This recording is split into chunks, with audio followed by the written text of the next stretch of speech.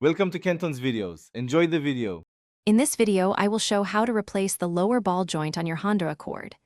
Jack the car, remove the wheel, and support the suspension with jack stands before you touch anything. Inspect surrounding components for wear and rust to avoid surprises. Gather required tools like a ball joint press, breaker bar, and torque wrench so you work efficiently and safely throughout the job. Start by loosening lug nuts and lifting the car safely onto jack stands, then remove the wheel. Take off the brake caliper and rotor to expose the lower control arm and ball joint. Unbolt the control arm where needed and use a ball joint separator or press to free the joint from the steering knuckle.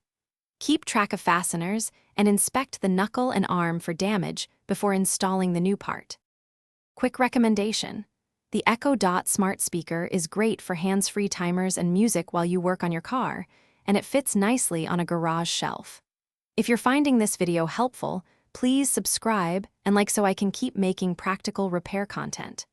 Check the description for the Echo Dot link and other deals, then grab what you need, and now let's get back to the video. Clean the control arm bore and lightly lubricate the new ball joint flange so it seats properly when pressed. Use a ball joint press to install the new unit, then reconnect the steering knuckle and tighten the nut to the correct torque. Reinstall the rotor and caliper, mount the wheel, and lower the car. Finally, torque the lug nuts in a star pattern and test drive slowly to confirm proper handling and no unusual noises. Thanks for watching. Consider subscribing if we helped you.